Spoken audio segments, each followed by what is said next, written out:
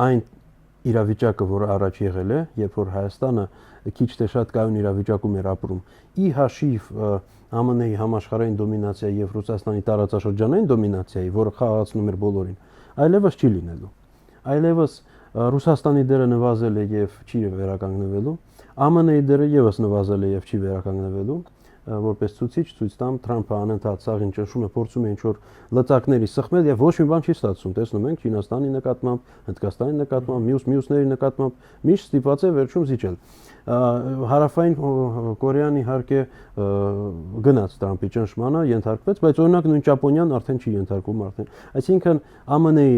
ազդեցությունը աշխարհում արագ նվազում է, Ռուսաստանի եւս։ Այսպիսով այս երկընտրանքը Մոսկվա-Վաշինգտոն, այս կեղծ երկընտրանքը, որը մեզ բերեց այսօրը, մենք պետք է առհասարակ մոռանանք ու ցանկացած, այսպես ասած, ձեռքը, որը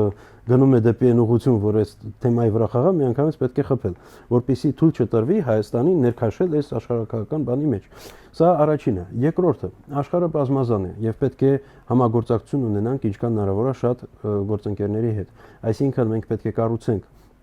եթե մենք դիտարկենք որպես 100 միավոր մեր անվտանգությունը,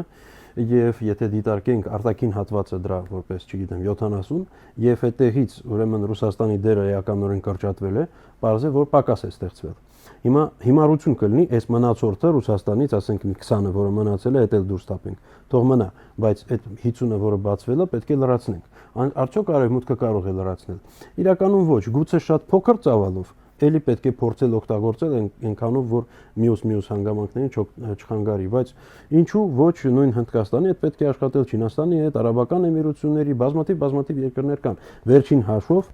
աշխարհի զգալի մասը, հատկապես եվրասիական մայրցամաքում, կան բազմաթիվ խաղացողներ, որոնք չեն ուզում, որպիսի պանթուրանիզմը հաղթի։ Եվ պանթուրանիզմի դեմ պայքարելու լավագույն եւ ամենաճիշտ տեղը Հայաստանն է։